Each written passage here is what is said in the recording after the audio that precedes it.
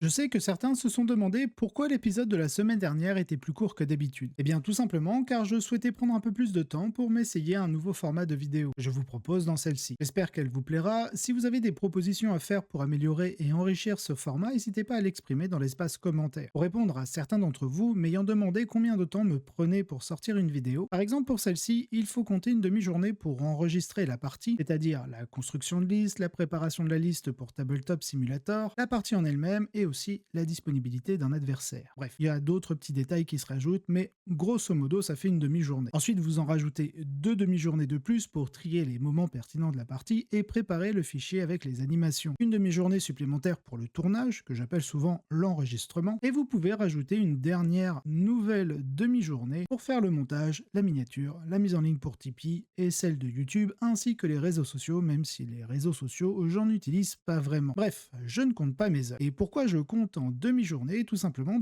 j'ai une autre activité à côté qui me permet de vivre. Donc voilà pourquoi je compte plutôt en demi-journée plutôt qu'en heure. Allez, bref de bavardage, je vous laisse avec cette nouvelle vidéo et j'espère qu'elle va vous plaire.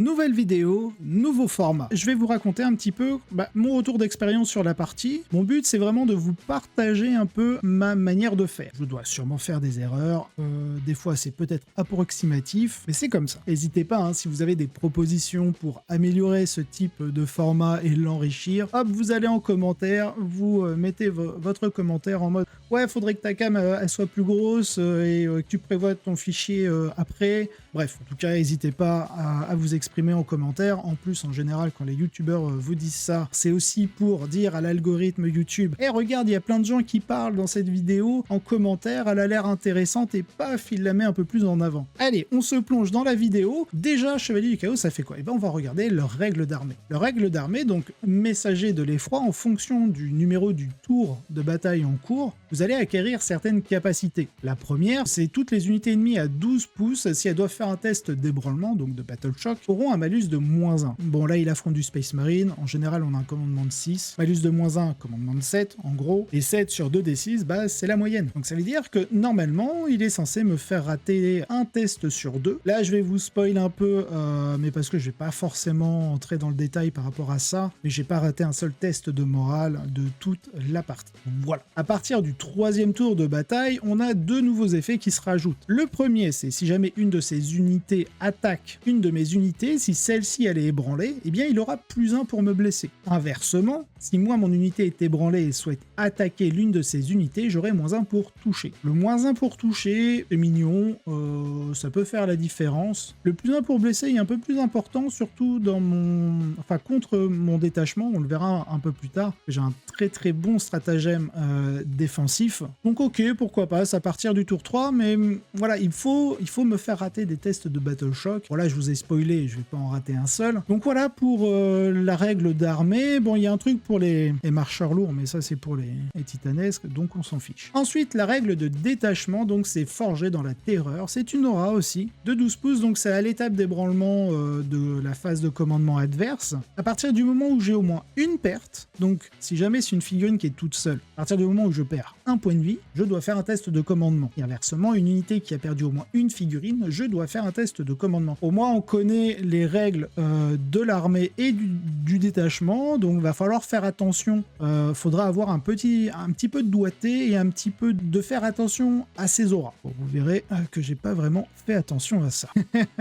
Bon, passons à la liste. Dans l'armée, on a quoi? On a déjà 5 dogs brigands. Ils ont la capacité d'avoir un bonus de 1 à la pénétration d'armure si jamais ils tirent sur l'unité éligible la plus proche. Je trouve que c'est une capacité qui est très très forte et en plus les brigands ont cette faculté à avoir une capacité de tir à 2+. Donc en termes d'efficacité sur le jet de touche, c'est très fort. Ensuite, on a 5 dogs carnivores. Donc eux, évidemment, hein, c'est des monstres de mêlée avec, je crois que c'est du D6+2. Et ils ont cette capacité à pouvoir relancer leur charge. Bah du coup, c'est très bien. Bref, pour l'instant, on est sur 5 brigands qui vont me rafaler la tête comme pas possible et des carnivores qui vont me rentrer dedans comme pas possible aussi. Et on va passer à la suite de la liste. On a un dog rabatteur parce qu'il lui faut bien un personnage là-dessus. C'est son seigneur de guerre et il a une capacité, si je me souviens bien, il gagne un +1 pour blesser si sa cible n'a pas d'unité amie à 6 pouces autour d'elle. Je crois que ça va pas arriver très souvent. Ensuite, du côté des démons, on a donc Silesque qui est un monstre. C'est un personnage qui est très intéressant parce que déjà il est 1 vue à 4, endurance 6, il a 9 points de vie et surtout il a cette capacité lorsqu'il est détruit la première fois, eh bien il peut revenir full point de vie. Donc c'est un gars, va falloir y aller pour le tuer définitivement. Il envoie beaucoup de patates qui font de bons dégâts. Franchement, les joueurs démons, je vous le conseille, même sans forcément le mettre avec des démonettes, parce qu'il croit que en termes de points, il coûte aussi cher qu'une unité de 10 démonettes. Quitte à choisir, éviter de claquer, je crois que ça fait 240 ou 245 points, je crois, la combinaison des deux. Prenez juste que Silesque, il se suffit à lui-même. Et en fait, il y a aussi ce côté relou où c'est chiant de mettre beaucoup de ressources sur Silesque pour le tuer. C'est l'endurance 6, les 9 points de vie, l'1 vue à 4. Donc l'1 vue à 4, ça veut dire que déjà, hop, on enlève 50% des jets de blessure. Bref, c'est super pénible. Donc non, très, très, très bon choix, mais vous verrez, j'ai réussi à faire mon petit malin pour le tuer. Mais ça, je vous l'expliquerai plus tard. Ensuite, on a une unité de veneuse. Donc, ils ont la capacité de pouvoir relancer leur jet d'advance et de charge. Ce qui est bien, c'est que si jamais vous avez besoin de prendre des objectifs qui sont assez loin avec leur mouvement 14 et leur relance du jet d'avance, bah vous pouvez vraiment avoir une belle projection.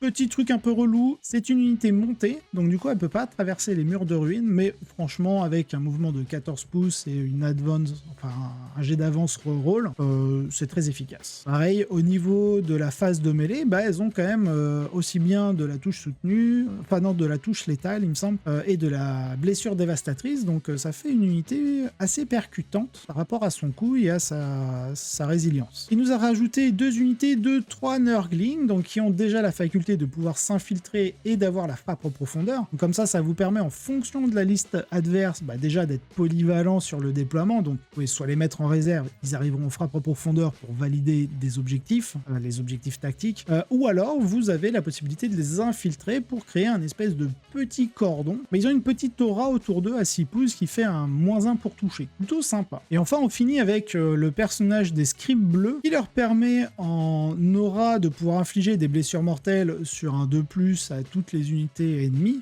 à 6 pouces, et ils ont aussi une capacité contre les attaques psychiques d'infliger un -1 pour toucher. En réalité, les scribes bleus sont surtout utilisés pour maintenir un objectif dans la zone de déploiement grâce à leur capacité d'agent solitaire. Ils ont un beau mouvement de 12 pouces pour pouvoir, dans le pire des cas, valider certains objectifs tactiques, et ils ont cette capacité à infliger des blessures mortelles qui peut être utile en fin de partie, par exemple lorsque vous êtes deuxième joueur, de pouvoir faire un mouvement d'avance, et comme ça d'avoir un maximum d'unités ennemies à 6 pouces autour de lui afin d'infliger des blessures mortelles. Bref, donc voilà pour ce qui est de la liste du chaos, donc plutôt sympathique. Maintenant on va aussi passer au stratagème à retenir de cette confrontation. Donc déjà on commence par c'est le chevalier des ombres, qui permet à 2 dogs ou un grand chevalier, mais là c'est 2 dogs, de pouvoir traverser les figurines ennemies et les éléments de terrain. Et ça c'est très fort dans les cartes WTC, il y a beaucoup de ruines et donc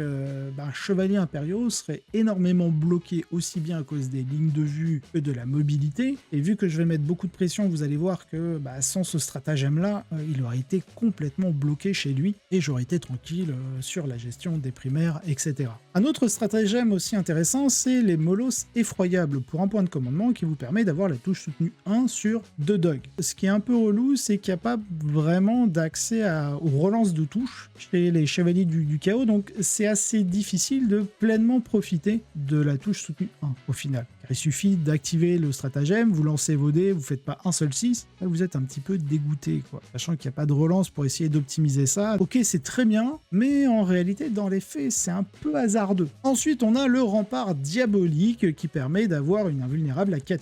Et vu qu'on verra dans ma liste, j'ai quand même quelques unités de tir conséquentes, eh bien, il a souvent utilisé en fait Chevalier de l'Ombre et le rempart diabolique pour pouvoir se défaire un peu des problèmes de blocage, soit par les ruines, soit par mes grosses unités de cavalerie. Et en plus, pour se protéger et valider le contrôle de certains objectifs primaires, parce que mine de rien, un dog, c'est 8 en contrôle d'objectifs. Donc, faut quand même y aller pour leur voler les objectifs. Donc, invulnérable à 4+, ça va lui permettre justement d'encaisser certaines phases de tir, notamment au tour 3-4 de mémoire, où il va réussir à maintenir un objectif, parce que je vais pas du tout réussir à tuer son seul dog à la con, là. Mais bon, c'est comme ça. Donc, grosso merdo, c'est vraiment les trois stratagèmes que j'ai retenus pour la faction. Et puis, durant notre partie, vu qu'il a surtout utilisé Chevalier de l'Ombre et Rempart Diabolique, et je crois que le seul moment où il utilise Molosse Effroyable, il fait aucun 6. Genre, pas de bol. Bon, passons à la liste Space Wolf. Pour cette liste, en fait, je voulais tester différents blocs. C'est-à-dire que là, c'est une liste où j'ai mis des trucs qui me plaisent, ou que je voulais essayer. C'est-à-dire que c'est des trucs qui, comme ça, sur le papier, me plaisent, mais je sais pas si en jeu, c'est jouable. On va d'abord voir, c'est la règle de détachement. Toutes les unités Astartes peuvent avancer, charger et désengager, charger. Et le désengager, charger, je dois vous le dire, c'est très important. Et là, je vais commencer à vous expliquer la liste avec les packs de loup tonnerre. Donc le premier, celui de Logan. Déjà, un loup tonnerre, ça fait quoi? Eh bien, on est endurance 6, donc déjà on a une amélioration par rapport aux anciennes versions où on était endurance 5. On a gardé les 4 points de vie. On peut leur mettre un bouclier à la place de l'arme de tir, ce qui leur permet d'avoir une invulnérable 4+. Ça c'est fort quand on a 4 points de vie, un vue à 4, endurance 6, on a un mouvement de 10, donc on est plutôt mobile. Et leur capacité, c'est lorsqu'ils chargent, l'unité gagne plus 1 dégât. L'unité gagne plus 1 dégât. Ça veut dire quoi? Pardon, je vais même être plus précis. Les armes de mêlée de l'unité gagnent plus 1 dégât. Cela signifie que déjà, les attaques de monture, donc qui sont des extra attaques, des attaques bonus, ils sont dégâts 1, donc ils passent dégâts 2. Pareil, les armes, les nouvelles merdes là qui nous ont mis sur toutes les unités de vétérans, les armes primordiales, je crois, patrimoniales, pardon. Bref, les armes patrimoniales qui sont force 5, PA-1, dégâts 1, passent à dégâts 2 lorsqu'ils chargent. C'est pareil, les personnages que vous faites rejoindre l'unité, si c'est un marteau tonnerre, et spoiler, j'ai mis des marteaux tonnerres, ils sont dégâts 2, blessure dévastatrice, ça passe dégâts 3, blessure dévastatrice. Et on verra avec Logan, mais il y a des trucs sympas à faire. Donc déjà, ça veut dire quoi? Ça veut dire que sur la règle de détachement, on peut bouger de 10, plus faire son jet d'avance et charger. Si jamais c'est l'adversaire qui nous charge, on survit, voilà, on se met des petites patates, ok. Et bien à mon tour, je peux désengager et charger pour profiter de mon plus 1 dégât. Donc ça veut dire que peu importe, si on est bloqué à portée d'engagement d'une unité adverse au début de notre tour, bien notre phase de mouvement, on va tout simplement pouvoir désengager et charger pour profiter de tous nos bonus. Donc là-dessus, c'est pour ça que je voulais faire une petite précision par rapport à la règle de détachement sur ce désengagement, parce que du coup, sur les packs de Cavalier Tonnerre, c'est super intéressant de pouvoir désengager et charger. Ensuite, il y a une mécanique que j'aimais beaucoup dans la Gladius, mais qui était un peu complexe à mettre en place. C'est-à-dire que dans la Gladius, on avait un stratagème qui nous permettait de faire des 6 pouces, enfin, ouais, c'est ça, des 6 pouces de mouvement quand l'adversaire arrivait à une certaine portée de nous. Et si on était en doctrine tactique, on faisait pas D6 mais 6 pouces auto. C'était un normal move, mais on pouvait pas arriver à portée d'engagement. Et ce qui est de très bien lorsqu'on a beaucoup d'attaques avec de bons dégâts, le plus 1 dégât des cavaliers loup tonnerre, c'est très très bien. Le but pour pouvoir blesser, c'est d'avoir la touche létale. Et c'est là qu'entre en jeu notre chef de bataille garde-loup sur loup tonnerre. Elle nous donne la touche létale, certes, mais on peut l'équiper d'un marteau. Donc blessure dévastatrice, dégâts 2 qui passe à dégâts 3 à la charge, un vue à 4+, parce qu'on va lui mettre un bouclier. Donc on a quand même un pépère de 5 points de vie, endurance 6, save à 3, invulnérable à 4+. Et surtout sa deuxième capacité qui peut être utilisée qu'une seule fois par bataille, par unité où il y a un chef de bataille garde-loup sur loup tonnerre, et bien on peut faire un mouvement normal de D6 pouces lorsqu'on se fait tirer dessus. Donc dès qu'on a une unité ennemie qui va nous tirer dessus, on va lui dire ok, résous tes attaques, je vais faire mes sauvegardes, mais après ça, avant qu'une autre unité me tire dessus, je vais faire un mouvement de D6 pouces, qui est un mouvement normal, mais la règle de la capacité nous dit qu'on peut finir à portée d'engagement d'une unité ennemie. Donc l'objectif avec cette capacité, c'est de pouvoir, pendant le tour adverse, faire des 6 pouces après s'être fait tirer dessus, et normalement avec Iga derrière qui ont endurance 6, 4 points de vie, 1 vue à 4, on peut encaisser pas mal de choses, mais surtout, du coup, on peut engager une unité ennemie, donc potentiellement on se fera plus retirer dessus, et surtout, quand on va arriver à la phase de combat pendant le tour adverse, c'est nous qui allons devoir taper en premier, parce que l'unité adverse n'aura pas chargé, puisqu'elle s'est fait engager avant, donc elle gagnera pas le combattre en premier, et lorsqu'on commence le séquençage de la phase de combat, pour ça, je vous ramène à une vidéo qui est sortie il y a 2 semaines, de mémoire, où je parle justement de la phase de charge et de combat. Lorsque vous êtes à la phase de combat, on commence toujours par le joueur dont ce n'est pas le tour. Et puisqu'on a interagi de cette manière pendant le tour adverse, eh bien c'est nous qui tapons en premier. Et autant vous dire qu'on ne tape pas non plus comme des chiffres molles, donc un peu pénible pour l'adversaire. Bref, dans tous les cas, le chef de bataille, très important dans la mécanique du détachement, et on le verra avec un stratagème plus tard. À ce pack-là, du coup, je voulais tester Logan Grimnar, tout simplement sur son Storm Rider, parce qu'il peut rejoindre une unité de cavalier loup tonnerre. Le machin n'est pas un monstre, c'est une unité montée personnage, qui a quand même endurance 6, 12 points de vie, donc en gros il a autant de points de vie que 3 socles de cavalier loup tonnerre, sauvegarde à 2+, invulnérable à 4+. Et il a 2 capacités. La première, la plus rapide, on va dire, c'est celle où lorsque c'est Logan Grimnar, donc la figurine, Logan Grimnar sur Storm Rider détruit une unité adverse, vous allez gagner un point de commandement. Et ça c'est très important dans la mécanique de l'armée, parce qu'on a besoin de ces points de commandement, et je vous expliquerai pourquoi lorsqu'on parlera des stratagèmes. La deuxième, qui est aussi très intéressante, c'est tout simplement, c'est une capacité que vous pouvez claquer qu'une seule fois par partie, et toute votre armée, sur sa phase de charge déjà, va pouvoir relancer le jet de charge. Donc c'est une économie quelque part de points de commandement, de pouvoir relancer, donc ça fiabilise l'impact, et surtout, vous allez pouvoir relancer vos jets pour toucher sur toute l'armée via vos attaques de mêlée. C'est pareil, vous avez un espèce de serment de l'instant qui se fait sur toute votre armée pour vos attaques de mêlée. Donc autant vous dire, avec tous les chefs de bataille garde-loup qui donnent la touche létale, on est très content de l'avoir. Et surtout, ça permet aussi de mettre le serment de l'instant sur une unité ennemie où vous allez en avoir besoin pour votre phase de tir, pour vos unités de tir. Que les Space Wolves, ok, c'est une armée de mêlée, mais c'est plus connu comme une armée polyvalente avec un axe dédié à la mêlée, mais on a toujours besoin de ces fameuses phases de tir quand même pour se dépatouiller les pinceaux sur le champ de bataille. Et vous le verrez quand je vous expliquerai le tour 1, c'est très intéressant d'avoir une bonne phase de tir aussi en Space Wolf. Bref, Logan Grimnar déjà porte 2 capacités qui sont très intéressantes pour l'arme. La deuxième chose, c'est son arme de mêlée. Vous vous souvenez, je vous ai dit, les loups tonnerres, lorsque vous chargez, donnent +1 dégâts. L'arme de Logan, la hache de Morkai, qui est une arme démon pour le fluff reforgée par un grand prêtre de fer, eh bien elle a 2 profils. Elle a un profil qui est en gros de force 8, PA-2, dégâts 3, donc quand vous chargez, passe à dégâts 4, et elle a son deuxième profil, qui fait 10 attaques de force 6, PA-2, il me semble, ouais c'est ça, PA-2, dégâts 1, vous passez dégâts 2, donc en fonction de la cible, vous allez attaquer, par exemple du Space Marine, vous tapez aux 10 attaques, force 6, PA-2, dégâts 2, c'est excellent. Donc voilà, pourquoi je veux tester le pack de Logan. Ce qui me chagrine avec Logan Grimnar sur son Storm Rider, c'est un gros cul, hein. Je vous le dis, à déplacer, vous allez le voir, je crois, il y a un moment où il est sur un objectif, je veux essayer de faire, je veux voir un petit peu s'il peut, en gros, engager l'adversaire, ou ne serait-ce que le suivre pour le block move, et non, pas possible. Et puis Logan, Papa Noël, il a un gros traîneau, hein. Bref, en tout cas, il reste intéressant. C'est pareil, il a aussi 6 attaques de monture, qui sont à dégâts 1, donc dégâts 2, qui fait que quand vous combinez les attaques de hache et de monture, si vous arrivez à détruire une figurine, vous gagnez un point de commandement. Parce que les attaques de monture sont des extra attaques, et c'est votre figurine, elles font partie de la figurine de Logan Grimnar. Donc franchement, Logan Grimnar sur Storm Rider, je pense que Logan est clairement obligatoire dans le détachement Stormlance. Après, est-ce que c'est sa version Storm Rider qu'il faut prendre, ou sa version juste Terminator pour la payer moins cher, parce qu'en Storm Rider il vaut 180 points, c'est le même coût que Bjorn et d'autres grosses unités, donc voilà, il n'est pas gratuit, pépère.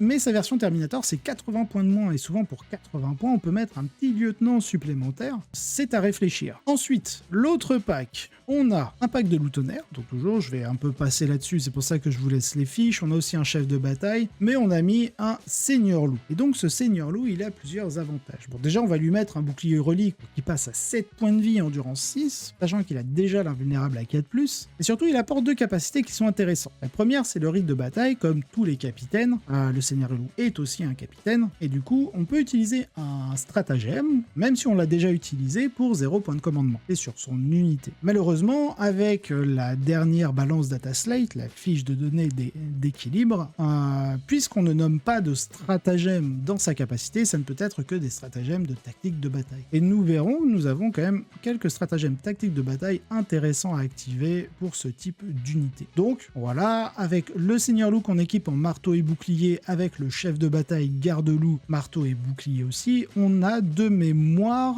5 et 4 attaques. Donc ça fait 9 attaques de marteau qui touchent à 3+, force 8, PA-2, dégâts 3 à la charge, blessure dévastatrice. Donc plutôt sympa, hein. Touche létale, faut pas oublier. Et ce Seigneur Loup a une deuxième capacité, c'est +1 sur votre jet d'avance et votre jet de charge. Donc clairement là, on a tout de quoi fiabiliser, aussi bien l'avance que la charge, donc c'est plutôt cool. Et c'est tout pour notre Seigneur Loup, donc il est surtout là pour de l'économie de points de commandement et de la fiabilité sur l'avance et la charge. On va passer au troisième pack. Là j'ai voulu tester Harald. C'est-à-dire qu'on prend la même chose, 6 cavaliers loup tonnerre, un chef de bataille sur garde-loup qu'on équipe de la même manière que les autres packs, mais j'ai rajouté Harald. Pourquoi Harald? Parce que je voulais me dire, ok, certes avec le serment de l'instant dans le nouveau codex Space Marine, on perd cette fameuse relance des jets pour blesser, donc ça veut dire que la blessure dévastatrice n'est pas aussi importante pour les Space Marines maintenant qu'une touche létale ou qu'une touche soutenue. Je me suis dit, je vais quand même le prendre, parce que le gamin, il envoie quand même, je crois, 6 attaques, oui c'est ça, 6 attaques de force 6, PA-2, dégâts 2, donc quand il charge, force 6, PA-2, dégâts 3. Et en plus, derrière, toutes les attaques de monture sont blessures dévastatrices. Et seulement les attaques de monture, donc tout ce qui est extra attaque, en gros. Et c'est de l'unité, donc on a 6 cavaliers, un chef de bataille et Harald, qui donne 3 extra attaques par figurine. Donc on est à 6, 7, 8, 8 x 3, 8 et 8, 16 et 8, 24 attaques, qui sont dégâts 2 à la charge, et potentiellement blessures dévastatrices. Donc je me suis dit, vas-y, je vais le mettre pour le tester et voir un petit peu son impact. On verra plus tard, durant la partie, ce qu'il a fait. Donc voilà, pour ce qui est d'Harald, de ces 3 packs-là. Maintenant, on va passer un peu au bloc que j'appelle de tir, donc ma phase de tir. On va commencer avec, pour moi, le plus important, le Storm Speeder Thunderstrike. Il a une capacité que je trouve ultra forte. C'est-à-dire qu'à partir du moment où il va cibler une unité, si cette unité est monstre ou véhicule, eh bien, il suffit qu'il la touche et toute l'armée va tirer, donc, parce que c'est pendant cette phase, donc forcément la phase de tir, toute l'armée, il va tirer sur cette cible-là qui a été touchée, on aura +1 pour blesser. Ça veut dire que peu importe l'endurance de votre cible, à partir du moment où vous avez au moins une force 8, vous allez dans le pire des cas blesser sur 4. Donc du coup derrière, qu'est-ce que je rajoute? 2 Whirlwind, parce que peu importe la ligne de vue, je tire en indirect, si je le vois pas, j'ai PA-1, ce qui reste correct parce qu'il aura le couvert du coup. J'ai un -1 pour toucher, c'est pas grave, hein, je suis avec le serment de l'instant, relance des jets pour toucher, donc plutôt bon. Et en plus, si jamais c'est de l'infanterie que je touche, et elle devra faire un test de Battle Shock et dans ce cas-là, elle sera choquée. Et du coup, si je la charge derrière, il pourra pas utiliser de stratagème dessus. Donc vraiment, le Whirlwind pour les Space Wolf, plutôt bon, très bon. Normalement, je devais en mettre 3, mais je me suis dit, vas-y, puisqu'on fait une liste pour tester des trucs, on va tester le Predator Destructeur. Ce qui est intéressant avec le Predator Destructeur, c'est que déjà, il a un autocanon destructeur qui est force 9, PA-1, dégâts 3. Et si je tire contre de l'infanterie avec cette arme, je suis PA-2, parce qu'il gagne un bonus. Il donne 4 tirs de base, et si jamais vous êtes à 24 pouces de l'unité, vu qu'il a tir rapide 2, il passe à 6 tirs. Donc, plutôt cool. Et enfin, on peut lui mettre 2 canons laser, donc ils sont un de chaque côté, qui est donc de force 12, PA-3, dégâts D6 +1, donc un bon anti-char. Donc avec les Whirlwind et le Thunderstrike, ça se combine plutôt bien. Et même s'il a qu'une force 9 sur son autocanon, avec le +1 pour blesser, on blesse au pire des cas sur du 4+. Donc ça reste plutôt efficace. Par rapport au format WC, je suis un peu mitigé, je préférais mettre un 3e Whirlwind au final, mais ça reste une très bonne unité. Bien entendu, aussi bien au Whirlwind qu'au Predator, j'ai mis le Bolter Storm supplémentaire et le Missile Tracker, il faut de l'anti-char. Donc voilà pour le côté phase de tir. Donc il me restait 35 points dans la liste et j'ai rajouté une unité de loup fenricien. Déjà parce qu'elle a un mouvement de 10, donc elle est plutôt mobile, ils sont bêtes, ils peuvent traverser les ruines, et ils peuvent avancer et charger contre certaines unités, c'est plutôt efficace. Mais en réalité, leur utilité, c'est surtout d'aller faire une action sur un objectif, parce qu'il suffit qu'ils bougent de 10 pouces, qu'ils fassent l'action, parce que vu qu'ils n'ont pas avancé, qu'ils n'ont pas désengagé, qu'ils n'ont pas déjà tiré sur une autre unité, donc ils sont éligibles pour tirer, ils peuvent valider des objectifs tactiques. Autre chose, on peut s'en servir comme cordon, mais aussi pour repousser un peu les unités qui pourraient arriver en frappe en profondeur ou en réserve stratégique. Donc vraiment, c'est une unité qui paye pas de mine, qui vaut ses points, points, je pense, clairement. 30 points, c'est pas énorme. Après, leur petit point faible, c'est qu'ils ont un commandement 8, ils sont contrôle d'objectif 0. Donc des fois, vous avez des objectifs qui vous demandent de contrôler un objectif, donc ils peuvent pas le faire tout seuls. Mais ça, c'est pas grave. Pourquoi? Parce que j'ai rajouté un lieutenant en armes combinées. Et il est utile pour plusieurs raisons. Déjà, il est agent solitaire. Il est infiltrateur, donc je peux m'en servir pour repousser un peu des frappes ou juste pour aller pas très loin d'un objectif. Et grâce à sa caractéristique de contrôle d'objectif 1, il peut contrôler un objectif. Comme ça, j'ai juste à ramener potentiellement une unité de loup fenricien pour faire une action. Ensuite, il a quand même des capacités plutôt sympas. Il a discrétion, insensible à la douleur 5+, donc ça lui donne une bonne résilience. Quand une unité ennemie arrive, finit un mouvement à 9 pouces de lui, et il peut faire un mouvement normal, donc de 6 pouces, afin d'aller voir ailleurs. Et vous verrez durant la partie, j'ai fait du droite-gauche avec les murs des ruines pour couper les lignes de vue d'un Wardog qui essayait de le choper. Bref, il y a quand même de bonnes capacités avec lui, et surtout une capacité que je trouve énorme et qui a changé, parce que là vous avez la fiche de l'index au début du premier round de bataille. Vous choisissez un objectif sur le champ de bataille et ça devient un objectif dit prioritaire. Dans l'index, c'est toutes les unités qui sont à 6 pouces du lieutenant qui pourront, du coup, lorsqu'ils tirent sur une unité qui est sur cet objectif prioritaire, pouvoir relancer les 1 pour blesser. Et bien maintenant, il suffit que le lieutenant soit présent sur le champ de bataille, et à partir du moment où vous tirez sur une unité ennemie qui est sur l'objectif prioritaire, vous avez la relance des 1 pour blesser. Donc vous n'êtes même plus obligé de rester à côté du lieutenant pour profiter de cette relance. Donc ça, c'est cool, très très fort. Je pense que le lieutenant sera un peu auto-inclus dans la plupart des listes Space Marine, tout simplement parce que déjà, on a perdu la relance du jet pour blesser sur le serment de l'instant, donc maintenant pour avoir des relances de jet pour blesser, c'est plus aussi simple qu'avant. C'est là où le lieutenant peut avoir son épingle à jouer. Bref, ensuite on a le prêtre de fer. Bon, il peut réparer les véhicules, ok, ça c'est bien, mais c'est surtout le petit +1 pour toucher qui donne. Et lorsque vous avez des Whirlwind, quand vous tirez en indirect, vous avez -1 pour toucher, là vous mettez un +1 pour toucher, donc vous allez toucher à 3+, vous allez donner évidemment le couvert à l'unité adverse, mais dans cette 10e édition et avec les cartes du WTC, le couvert en général les unités de l'onde de base. Petit +1 pour toucher, pour appuyer un peu la fiabilité de la phase de tir, c'est plutôt cool. Je l'ai régulièrement fait sur le Predator Destructeur, parce qu'il y a des moments où je préfère le faire bouger puis tirer, donc vu qu'il a des armes lourdes, avec ses canons laser, il touche pas à 2+, il touche à 3+. Donc avoir un petit +1 pour toucher, pour être toujours en touche 2+, que ce soit l'autocanon ou les canons laser, c'est plutôt cool. Il a aussi une capacité d'agent solitaire, tant qu'il est à 3 pouces d'un véhicule, il est agent solitaire, donc autant vous dire, avec les Whirlwind qui tirent sans ligne de vue, j'ai un Whirlwind qui reste planqué, le prêtre de fer à 3 pouces, et pof, j'ai mon agent solitaire. Et ensuite, il a une autre capacité, qui est plus intéressante, je trouve, sur le prêtre de fer que les autres tech marines dans les chapitres Space Marine classiques, c'est-à-dire qu'il a une arme qui est force 8, PA-2, dégâts 3 de base, alors que le marteau tonnerre, c'est dégâts 2. Et le dégâts 3 de base, comme ça, c'est plutôt pas mal. Lorsqu'un véhicule est détruit, vous montez à 6 attaques au total. Donc quand vous commencez à avoir 6 attaques, certes qui touchent peut-être plus, vous avez quand même 3 touches, force 8, PA-2, dégâts 3, ça rigole pas trop, vous n'allez pas envoyer des petites unités légères contre lui. Donc voilà, un personnage plutôt complet. Voilà, dernier personnage, la Calidus. Cette petite assassin Calidus,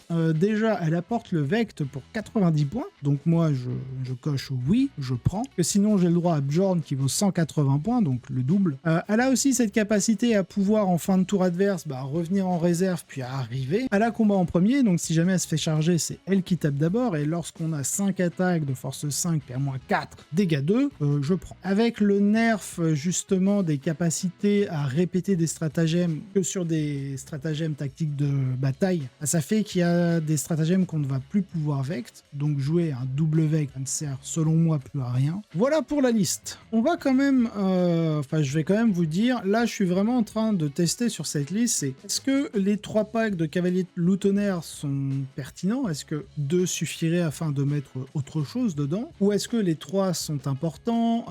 Est-ce que Harald est si intéressant que ça? Si c'est pas le cas, est-ce qu'il faudrait pas mettre plutôt un seigneur loup sur loutonnaire pour avoir cette économie de points de commandement, cette fiabilité du jet de charge et du jet d'avance? Bref, est-ce que le prédateur destructeur est si intéressant que ça? Est-ce que le lieutenant en armes combinées est bien? Est-ce qu'il faut pas mettre un deuxième Thunder Strike? Est-ce qu'il faut pas mettre plus de loups? Bref, voilà. Sur cette liste, on peut se poser plein de questions. pour moi c'était ma base de travail pour tester la Stormblanc. Bon, on va passer aussi au stratagème que j'ai retenu. Et franchement, dans ce détachement, il y en a pas mal. Déjà pour commencer, la chevauchée rude et rapide. Qu'est-ce qu'elle fait? Eh bien, c'est notre stratagème défensif. C'est le meilleur stratagème défensif, c'est une tactique de bataille, donc que l'on peut activer avec le rite de bataille des seigneurs loups. Et qu'est-ce qu'il fait? Bah, durant la phase de tir adverse, alors ça ne marche pas en phase de combat, mais en phase de tir, et en général, c'est tout ce qu'on veut, eh bien on va infliger un -1 pour toucher et pour blesser sur une de nos unités montées ou véhicule vol. Bon, véhicule vol, c'est plus pour la Ravenwing en Dark Angel, nous c'est pour les unités montées. Et bah écoute, on joue 3 packs de cavaliers loup tonnerre, c'est pour tester ça, hein. Et d'ailleurs, bon, sur la question du Logan, plutôt en Storm Rider unité montée ou en version Terminator Infantry, bah, du coup, ce stratagème, même si Logan Grimnar potentiellement peut être le dernier de l'unité à survivre, bah, vu que c'est une unité montée, avoir 12 points de vie, endurance 6, save à 2, 1 vue à 4, -1 pour toucher, -1 pour blesser, commence à devenir chaud, hein. Bref, en tout cas pour moi c'est clairement un banger dans le détachement pour apporter la résilience qu'il faut. À titre d'exemple, les espèces de petites sulfateuses des dogs brigands, c'est force 6, PA-1 dégâts 1, il touche à 2. Donc du coup là il touche à 3. Donc, ça veut dire que sur les 12 tirs qu'il fait il me semble, bah il a au moins 4 touches ratées. Donc ça lui fait que 8 touches en stats. Derrière, normalement il blesse à 4+, parce qu'il est force 6, je suis endurance 6. Là il blesse à 5. Donc je lui enlève 2 tiers de ses touches. Donc sur 8, 2 tiers, ça fait quoi? 4 c'est la moitié. Donc ça fait genre 2 ou 3 blessures stats. Sachant que vu qu'on a des grosses unités, bah, souvent il les verra pas complètement, donc on aura le couvert. Donc PA0, ça y va à 3. Bref, il y a vraiment des choses à faire. Et évidemment, bon bah, rite de bataille rentre très bien en synergie avec celle-ci pour pouvoir l'appliquer à une deuxième unité de cavalier loup tonnerre. Ensuite, on va avoir insaisissable comme le vent. Ça, c'est le stratagème qui permet de mettre la pression et qui se combine parfaitement avec la capacité du chef de bataille. Vous vous souvenez, lorsque vous faites tirer dessus, après la résolution des tirs de l'unité, vous faites un mouvement normal de D6 pouces et vous pouvez finir à portée d'engagement. Là, en fait, vous avez un stratagème qui n'est pas de tactique de bataille, donc vous pourrez le faire que sur une seule de mes 3 unités. Lorsque l'adversaire finit un mouvement normal d'avance ou de désengagement à 9 pouces d'une de vos unités, parce que c'est Adeptus Astartes, donc que votre unité soit infanterie, bête, véhicule, montée, monstre, personnage, que sais-je, à partir du moment où vous avez le mot-clé Adeptus Astartes, bah hop, tu finis à 9 pouces, je fais un mouvement normal de 6 pouces. Ça permet quoi? Jamais l'adversaire est trop agressif. Vous augmentez de 5 pouces la portée de sa charge. Pour un point de commandement, vous mettez -5 à sa charge. C'est juste huge. Ou alors, moi je le joue plutôt de manière offensive, je bouge de 6, me mets juste en face de toi, et tu me tires dessus, je t'engage. Donc en fait, là, vous dissuadez votre adversaire de tirer sur le pack qui vient de bouger de 6 pouces durant sa phase de mouvement. Elle va se dire, elle dit, bon ok, je vais pas tirer dessus, sinon tu m'engages. Et du coup, tu tapes avant moi, et j'ai pas envie, non, j'ai pas envie. Si jamais vous utilisez l'envergure de votre unité de cavalier loup tonnerre en faisant ça, bah, le D6 pouces de mouvement du chef de bataille vous permet potentiellement d'engager au corps à corps plusieurs unités. Si c'est des unités qui sont pas très fortes en combat, mais très fortes en tir, bah potentiellement vous lui bloquez des tirs. Donc vraiment, insaisissable comme le vent, combiné à chasseur agressif, c'est tellement fort. Autre stratagème que j'ai retenu, c'est attaque de choc. C'est une tactique de bataille, donc rite de bataille des capitaines. Et qu'est-ce qu'elle vous permet? Bah, de base, elle vous permet de relancer votre charge, sachant que le seigneur loup, il vous donne +1 à la charge, et d'avoir la capacité lance, c'est-à-dire +1 pour blesser lorsque vous chargez. Donc cela signifie qu'avec une force de 5 sur les loups, dans le pire des cas, vous blessez à 5+, les plus grosses endurances du jeu. Donc combiné à la touche létale, potentiellement à la relance des 1 pour blesser du lieutenant en arme combinée, bah moi je trouve ça très bien. On va dire le seul vrai point faible du détachement, c'est de ne pas avoir de bonus sur la pénétration d'armure de vos armes de mêlée. Pour au moins atteindre la PA-2 qui est beaucoup plus confortable que la PA-1. Mais normalement, vous faites tellement de saturation d'attaque que en général, la PA-1 se suffit à elle-même. Bref, voilà pour les 3 stratagèmes principaux. Il en reste tout de même un qui coûte assez cher. C'est pas un tactique de bataille, il coûte 2 points de commandement, c'est le à plein gaz. Le à plein gaz, c'est pour 2 points de commandement. Une unité montée ou véhicule Adeptus Astartes, hormis les marcheurs, donc pas les Dreadnoughts, etc. Vous pouvez faire une avance automatique 6 pouces. Mais si vous êtes une unité montée, c'est 9 pouces. Sachant que le Seigneur Loup vous donne +1 à l'avance, donc vous avez une unité qui fait mouvement 10, avance de 9 +1, donc 10 pouces. Vous avez traversé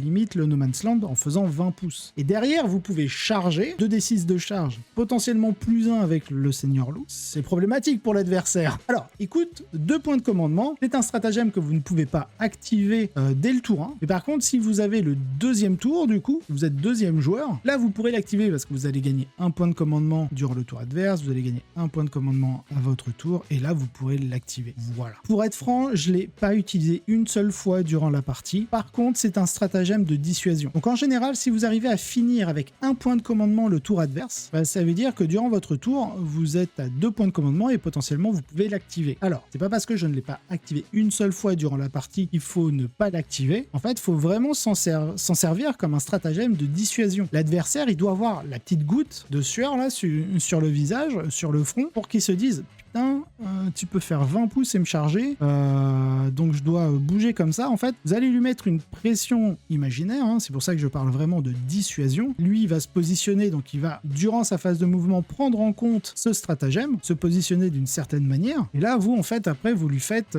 ok, t'es positionné comme ça, mon point de commandement que j'ai gardé durant ton tour, je vais l'utiliser ailleurs, tant pis, c'est pas grave. Et en fait, votre adversaire va simplement jouer votre jeu. Aussi bien s'il se positionne de manière offensive, paf, vous allez l'activer, vous allez faire les 20 pouces et le charger, et là il sera un peu deg, ou alors il va se limiter dans son plan pour éviter de trop s'exposer à des charges faciles de cette manière, et là vous allez dire ok, je l'utilise pas, je vais aller voir ailleurs. Donc vraiment c'est un stratagème qui est très performant, aussi bien dans sa non-utilisation parce que votre adversaire est obligé de le prendre en compte si vous gardez 1 point de commandement à sa phase de mouvement, et en général vous l'avez parce que durant votre charge, Logan doit détruire une unité pour vous faire gagner 1 point de commandement supplémentaire, donc normalement vous commencez le tour de l'adversaire avec 1 point de commandement. Et ce n'est pas 2 parce que vous gagnez le point de commandement au début du tour adverse. Donc franchement, menacez-le avec lui sans forcément l'utiliser toute la partie. C'est assez fort l'impact que le stratagème a. Voilà, je voulais faire un petite parenthèse dessus pour vraiment que vous puissiez comprendre la force de ce stratagème. Et je pense que je l'ai fait. Alors, on va passer à autre chose. Maintenant que je vous ai expliqué les listes, on va parler des objectifs que l'on a pris. Donc évidemment, il m'offre 20 points sur abattez-le, j'offre 20 points sur assassinat, j'ai beaucoup de personnages. Donc de mon côté, ce que j'ai fait, moi, j'ai pris évidemment abattez-le, et derrière, puisqu'il faut jouer le primaire, j'ai pris assaillir l'objectif hostile. Parce que mine de rien, mes cavaliers loutonnaires, c'est 2 de contrôle d'objectif, donc 6 x 2, j'ai quand même 12 de contrôle d'objectif si j'en ai 6 dessus. Donc ça veut dire que lui, pour reprendre le contrôle, il doit avoir 2 dogs sur un objectif pour me le reprendre. Et s'il a 2 dogs sur l'objectif alors que j'y suis, on tire dessus, des 6 pouces, j'arrive à porter d'engagement, je lui casse la gueule, je reprends le contrôle de l'objectif, GG well played. Ça, je l'ai fait pendant le tour adverse. Même pas pendant mon tour. Pendant mon tour, je désengage charge et voilà, GG. Donc bon, je suis parti là-dessus. Lui, de son côté, il a pris, évidemment, assassinat, mais attention, il y a un piège. Parce que, déjà, faut péter les 6 cavaliers loutonnaires avant de péter les 2 personnages qu'il y a dedans. Sachant qu'on a un lieutenant qui est agent solitaire, qui a une réaction en faisant un mouvement normal lorsque tu te rapproches trop près de lui. Que j'ai un prêtre de fer que tu ne tueras pas, ou alors c'est que tu m'auras saucé et que tu seras rentré dans ma dans ma zone de déploiement et que tu m'auras séché tous les véhicules, que sinon il est aussi agent solitaire. Du coup, en fait, j'ai la Calidus que je peux mettre en réserve, qui peut se barrer à la fin du tour adverse, et agent solitaire aussi, donc pareil, faut aller la chercher. Donc ouais, au final, assassinat, c'est certes un bon plan dans le sens où oui, j'en ai beaucoup, mais en fait, il y en a pas mal que tu ne pourras pas avoir. Donc est-ce que c'était le meilleur plan? Peut-être pas. Et bien sûr, il a pris assaillir l'objectif hostile aussi, parce que ça va être forcément une bataille de primaire. Bon, allez, on passe à la partie. Donc déjà, hop, je vais me rendre mon petit pointeur laser que vous voyez ici, là. Haha, vous avez vu comment je me suis amélioré un peu? Ah, je deviens un pro de PowerPoint. Hein. Bon, déjà, quand je vois tout ce merdier de ruines, etc., je me dis, ok, ici j'ai un objectif, là, les zones de déploiement, c'est ça. Donc ce qui est bien sur ce genre de zone de déploiement, alors oui, pour information, c'est pas moi qui ai décidé du scénario qu'on allait jouer. Je crois que Léo prépare un tournoi ou je ne sais quoi, et il devait s'entraîner sur ce scénario-là, sur cette carte-là. Je lui dis, bah vas-y, fais, moi je m'adapterai. Donc c'est ce que j'ai fait, et quand j'ai vu que c'était ce genre de scénario, bah faut savoir, c'est qu'entre sa zone ici de déploiement et la mienne, il n'y a que 18 pouces, il n'y a pas 24. Donc quand vous avez un stratagème qui vous dit, je peux faire 20 pouces et te rentrer dedans, tu te sens pas bien. Alors ce qui est bien, c'est que du coup, je vais prendre le stylet. Il faut comprendre, c'est que pour moi, pour bouger mes 3 grosses unités de cavalerie loup tonnerre, j'ai en gros 2 axes, 5, on va dire. J'ai cet axe-là pour aller agresser cet objectif, mais ce couloir, je vais changer de couleur, mais ce couloir ici, là, vous voyez, entre cette ruine-là et ces containers, il est un peu mince. Alors certes, je peux m'installer ici, mais l'angle qui a là de la ruine est assez pénalisant. Donc, pour moi, c'est pas un bon couloir. Par contre, un autre bon couloir, c'est celui-ci, parce qu'il peut aussi bien partir comme ça, mais sur celui-ci, c'est pour ça il y en a 1,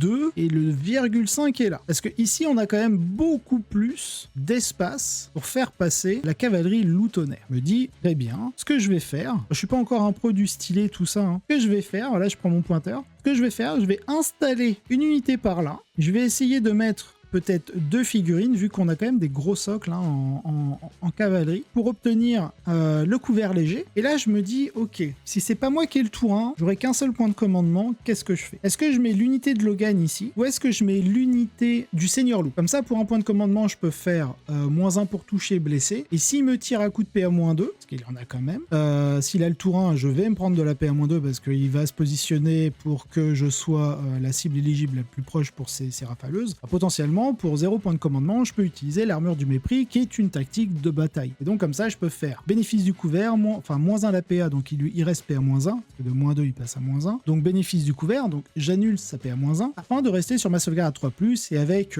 endu 6, 4 points de vie, sauvegarde à 3+, je me dis, je peux encaisser des trucs. Donc je me dis, ok, ici je vais installer mon Seigneur Loup. Alors, on va passer à l'autre diapo. Vous voyez ici, alors oui, non, on va pas passer tout de suite. Ici, vous voyez, j'ai un peu d'espace quand même. On joue en format WTC, donc le rez-de-chaussée, vous pouvez voir des fenêtres ouvertes, mais en fait elles sont fermées. Donc si jamais je m'installe ici avec de l'infanterie ou mes loups, j'aurai pas trop de soucis. Et par contre, les véhicules qu'on peut voir en général depuis le premier étage, on va éviter de les mettre dedans. Donc ici, j'ai un petit espace pour un véhicule. Là, bon, forcément, j'aurai un Whirlwind ici. Hein. Après, il faudra que je me démerde en fonction des angles de vue ici et ici, là, pour planquer un Predator et un Storm Speeder, Thunderstrike, parce que là, il y aura le Whirlwind, et en gros, sur cet objectif, il y aura mon prêtre de fer. Et pour l'instant, je sais, enfin, au moment où on se déploie, je sais pas trop si je vais mettre mon lieutenant par là ou par là. Donc, je vais voir en fonction aussi de lui comment il se positionne, enfin, au fur et à mesure du déploiement, sachant qu'il a quand même beaucoup plus de pause que moi. Bref, j'installe mon unité avec le Seigneur Loup, 2 gars dans la ruine, parce que je pouvais pas en mettre un troisième pour être entièrement dedans. Donc voilà, je m'installe dessus, j'évite de trop cogner contre le mur lorsque je vais me déplacer pour aller au milieu. Donc voilà, je m'installe de cette manière. Ici, voilà, le chevauché rude et rapide. Pour si jamais j'ai pas le tour 1, je me fais tirer dessus, bah, je vais lui infliger -1 pour me toucher, -1 pour blesser. Et vu que j'ai la capacité rite de bataille avec le Seigneur Loup, je peux utiliser l'armure du mépris pour avoir un -1 à la pénétration supplémentaire et essayer de chercher la sauvegarde à 3+, un maximum pour pouvoir encaisser le plus de tirs possible. Voilà. Ensuite, diapo suivante. Donc là, on voit, il installe des Nurglings ici. Il installe 3 Nurglings. Il regarde par rapport, voilà, parce qu'il sert de sa capacité infiltration pour pouvoir se mettre à 9 pouces des bords voilà, de la limite des zones de déploiement, pour que quand il va installer ses dogs ici, je ne puisse pas les charger directement, car je serai bloqué par les Nurglings, car moi je ne traverse pas les unités ennemies et je ne traverse pas les murs de rue. Et s'il met qu'une unité de Nurgling, c'est pas grave, je vais la détruire avec des coups de Whirlwind.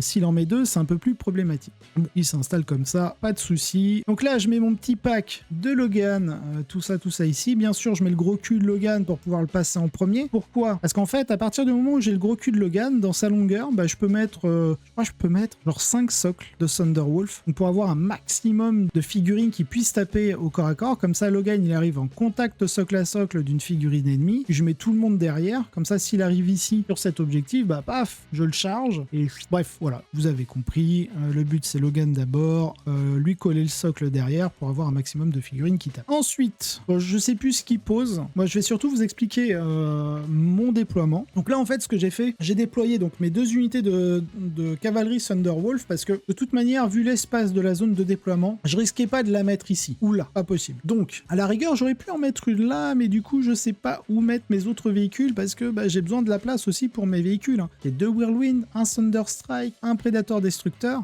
J'ai besoin de place. Donc du coup, je me suis dit de toute façon, il savait que j'allais mettre mes packs ici, par là. Je les ai mis en premier, comme ça, lui, il s'est déployé, il a fait ses trucs. Moi, là, je cherche surtout à voir un peu comment il va se déployer de son côté. Donc, je mets un Whirlwind. Voilà, spoiler, il y en aurait un ici, forcément. Ensuite, j'en pose un deuxième ici, pour gagner du temps, par rapport au pose. Je le mets pas forcément ici, parce que le but, après, c'est de venir dans la ruine pour avoir le couvert léger, et aller chercher ici des petites lignes de vue, au besoin. Si je veux pas subir le -1 pour toucher et le couvert léger auto, même si le couvert léger, en général, sur les tables WTC, on l'a assez facilement. Ensuite, là, je regarde un peu partout, c'est-à-dire, je regarde le milieu, comment il peut me voir. Je regarde aussi ici, par rapport au coin de la ruine, pour les lignes de vue, pour qu'elles puissent buter là et qu'ils puissent pas voir le Predator. Je fais attention aussi parce qu'il y a une ligne de vue qui vient là, comme ça, ici, de la droite, pour éviter qu'il puisse me voir. Donc voilà, je le positionne comme ça. Et en même temps, je fais gaffe à être potentiellement à 3 pouces si je veux mettre mon prêtre des runes ici, pour être à 3 pouces et lui donner le +1 pour toucher, si jamais j'en ai besoin. Donc là, il se rend compte qu'en fait, avec Logan et les 20 pouces, je peux prendre ce personnage ici, faire une ligne droite, faire un angle de 90 degrés ici, voilà, hop, pour aller charger ensuite par là. Donc c'est pour ça il met sa 2e unité de Nurgling ici, parce qu'il a peur d'une charge, sans forcément rentrer dans la zone de déploiement, pas dans la zone d'engagement des Nurglings. Donc du coup, il se met comme ça pour pouvoir me bloquer le 2e pack. On continue le déploiement. De mon côté, qu'est-ce que je fais? Voilà, j'ai posé mon Thunderstrike ici, du coup. J'ai fait gaffe à l'angle ici, qui puisse pas venir genre YOLO, je fais 14 ou 12 pouces, hop, une ligne de vue ici, je vois ton cul, je te tire dessus. Ici, au niveau de l'angle, il me voit pas parce qu'il bute sur ce petit angle ici, et je suis fort content. Évidemment, je pose mon prêtre des runes, mon prêtre de fer à 3 pouces de 2 véhicules. Je me dis, jamais il en chope un, dans le pire des cas, mais normalement j'ai fait le nécessaire pour que non. Et si dans le pire des cas, il me le chope, je reste quand même agent solitaire et il pourra pas me tuer mon prêtre de fer. Seul petit regret au final, vu que j'avais bien géré de casser les lignes de vue sur le Predator, en fait mon petit prêtre, j'aurais dû plus le ramener vers le Whirlwind pour lui donner le +1 pour toucher. Bon, ça c'est un petit cafouillage de ma part, je voulais sécuriser au cas où qu'il s'avance de trop, de donner le +1 sur le Predator. Parce que vu que les armes anti-char du Thunderstrike touchent déjà à 2+, j'ai pas vraiment besoin de lui donner un +1 pour toucher. Ensuite, ah oui, je vous ai mis les aptitudes du prêtre de fer, je me disais si j'en avais l'utilité, donc voilà, le 3 pouces d'un véhicule pour l'agence solitaire, sa réparation, le +1 pour toucher, puis si jamais un véhicule est détruit, j'ai 6 attaques, ça je vous en ai déjà parlé. Ensuite, qu'est-ce que j'ai fait? Oui, j'ai posé mes 5 loups fenriciens, je me suis dit si jamais je dois faire quelque chose ici, un cordon ou je ne sais quoi, je vais les mettre ici. Au final, ils n'ont pas servi à grand chose, ils ont pris des tirs pour rien, ils sont morts et basta. Qu'est-ce que j'ai fait d'autre? Oui, j'ai posé mon petit lieutenant qui est ici, donc j'ai décidé, je vais mettre ici, je peux me servir du coin ici de la ruine qui est comme ça là, de ce mur là et de ce mur là. Bien comme ça, mon petit gars, je peux l'amener ici pour contrôler l'objet.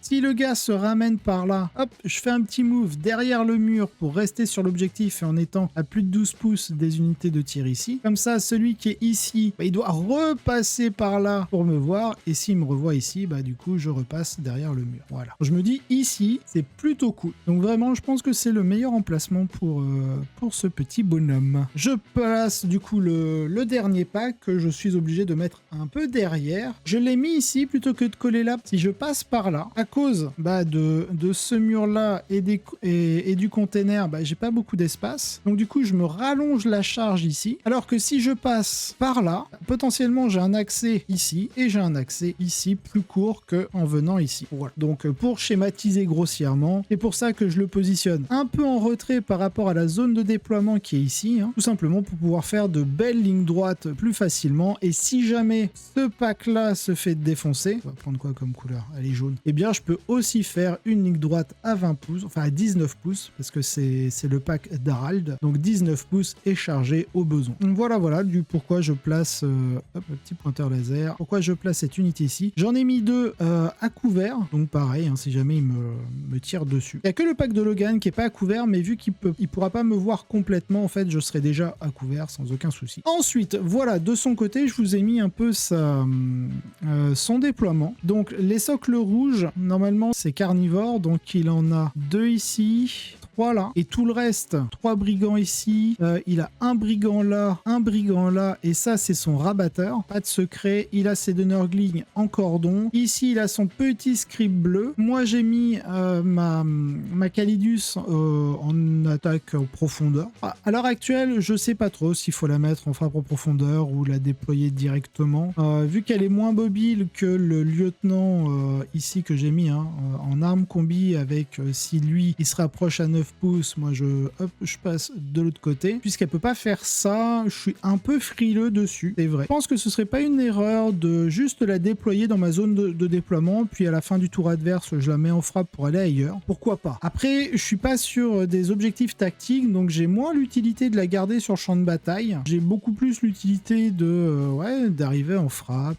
en tout cas d'obliger mon adversaire à au moins mettre des unités pour faire écran quelque part, pour m'empêcher de venir à certains endroits. Après, c'est une Calidus, c'est un tout petit socle, ça se faufile vraiment n'importe comment. Là, vous pouvez voir, il a une petite aura violette, c'est pour voir, et il se dit, bon, bah, de toute façon, entre le contrôle de l'objectif et le fait de repousser tes faibles, tu pourras quand même venir ici avec ta Calidus. Bon, ça, il l'a accepté. D'ailleurs, c'est ce que je ferai un détour, je crois que je vais même pas en parler, parce qu'en fait, elle est morte connement, parce que je la fais venir là, à un moment donné, je me dis, puisqu'il n'a vraiment que son scribe sur l'objectif, à ce moment-là, je crois que c'est tour 3. Je fais ça, j'arrive chez lui ici et je tente une charge à 9 parce que clairement elle a des stats au corps à corps qui lui permet de le tuer. Donc je tente ma chance, je rate ma charge à 9. Bon bah tant pis. Dommage pour moi, mais c'est comme ça. Ensuite, là on a le G, le El Famoso jet de dés. Donc je fais 3, il fait 2. C'est moi qui ai le tour 1. Donc je commence la partie. Alors, ce que je me dis tout de suite, c'est de toute manière, je vais pas utiliser 2 points de commandement pour faire 20 pouces par là et potentiellement charger, même si ça m'a un peu traversé l'esprit pour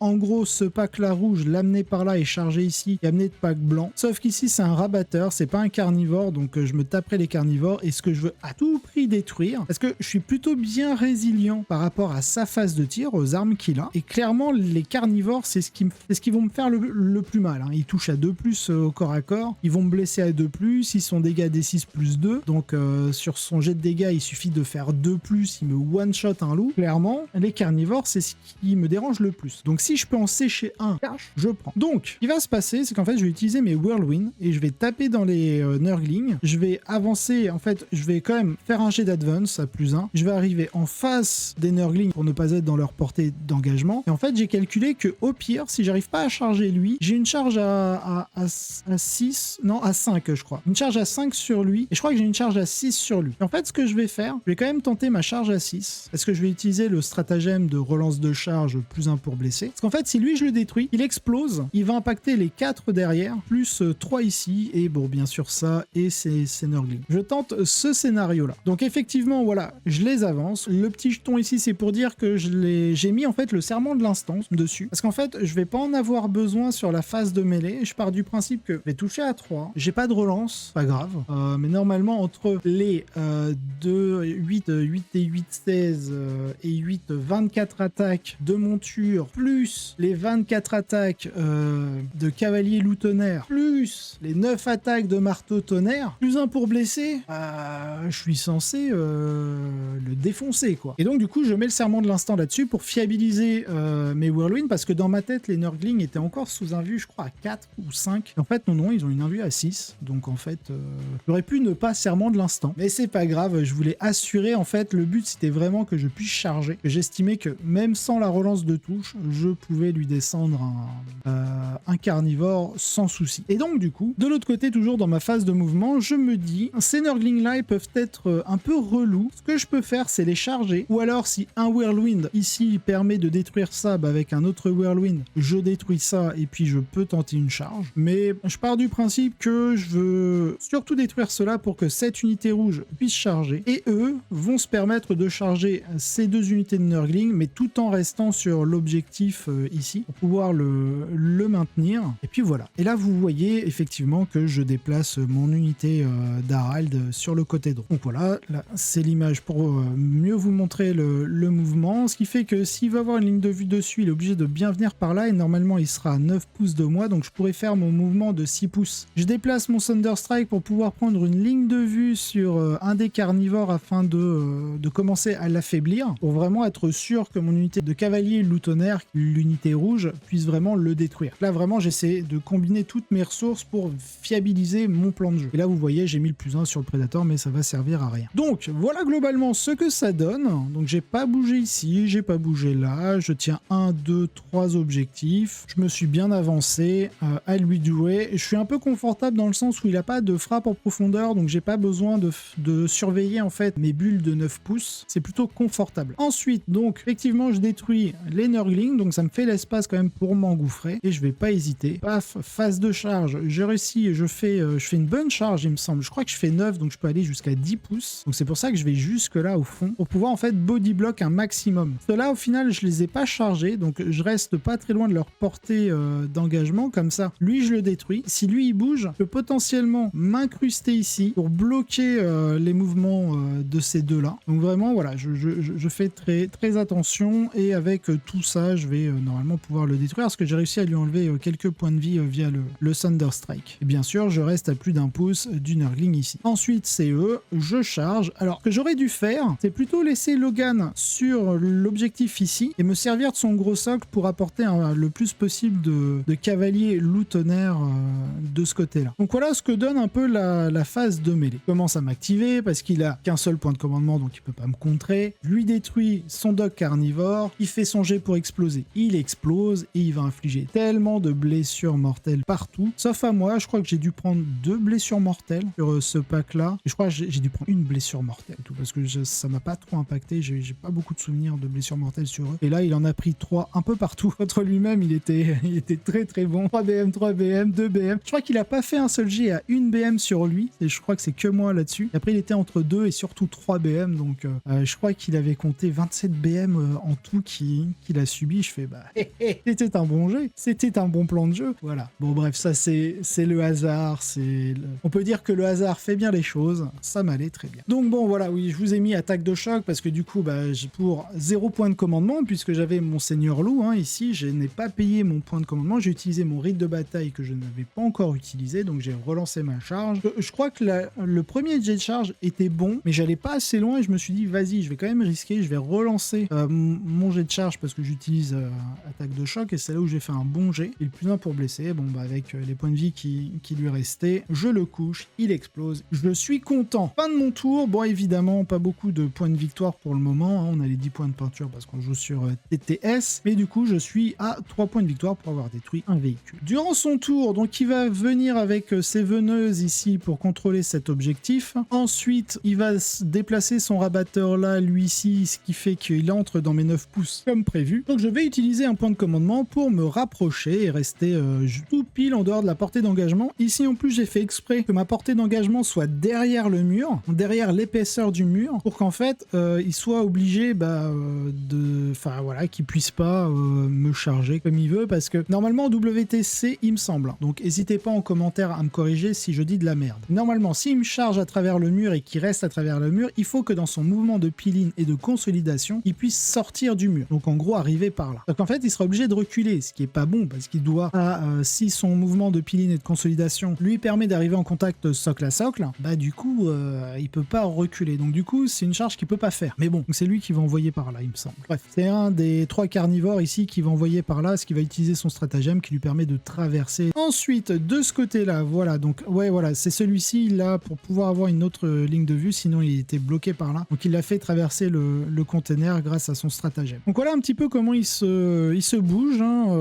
il se positionne dans la ruine pour avoir des lignes de vue pour me tirer dessus. Potentiellement le carnivore pour me charger, mais en fait il sera obligé de me contacter ici, il pourra pas me contacter là. Mais vu qu'il va me tirer dessus, lui je vais l'enlever, ce sera le premier mort, donc du coup lui il pourra pas me charger par le mur. Là-dessus aussi il faut faire très attention par rapport à votre positionnement. Je pense que lui j'aurais jamais dû le positionner là, mais en même même temps, en le positionnant là, ça lui donne envie de venir. Donc bon, pourquoi pas, à voir. Donc il y a toujours son Blue Scribe. De mémoire, derrière la ruine par là, il a un autre gars. Après sa phase de tir, vous voyez, hein, il y en a quand même pas mal qui sont partis. Bon, j'ai bien sûr utilisé Chevaucher Rude et Rapide pour lui faire moins un touche, moins un bless. Ce qui fait qu'il a vraiment utilisé tous ses brigands pour tirer dessus. Hein. Parce qu'en fait, il voulait pas tirer sur le rouge, sinon je pouvais l'engager et engager des carnivores, lui taper dessus avant qu'il puisse me taper dessus. Il voulait pas, ce qui est normal. Donc il a tout mis sur les verts. Alors, j'aurais pu utiliser l'armure de mépris, mais puisque la capacité des brigands, comme vous pouvez le voir ici, bah, c'est l'unité éligible la plus proche, et en gros, il n'y a qu'un brigand où c'est l'unité, où les verts, c'est l'unité éligible la plus proche, parce que celui-là, bah, c'est les rouges, ceux-là, c'est les rouges, lui, c'est les rouges aussi, par là-bas, c'est les blancs, donc du coup, j'ai pas eu besoin d'utiliser l'armure du mépris. Voilà. Et bien, avec tout ça, j'ai quand même deux petits gars qui ont survécu à la phase de tir, et là, on va passer à sa phase de mêlée. Donc, il m'a chargé ici, il m'a tapé, ici, c'est pareil, en fait, il a chargé le petit lieutenant vert qui était ici, qui contrôlait l'objectif, il l'a tué. Dans sa conso, c'était les rouges qui étaient les plus proches, donc par rapport à la taille du socle, donc il a conso sur les rouges tout en restant sur l'objectif au cas où. Et du coup, bah, comme je disais, c'était du coup son brigand qui était, pas son brigand, son carnivore qui était ici, qu'il a fait traverser la ruine pour arriver par là et ensuite charger. Donc c'était un très bon move hein, de sa part. Par contre, bah, moi, mon lieutenant, sa capacité en début de partie, bah, j'ai ciblé cet objectif-là. Je me suis dit, ça va être forcément l'objectif central qui sera le plus joué. Au final, je pense qu'ils ont tous été joués. Alors celui-là moins, celui-là il a dû être joué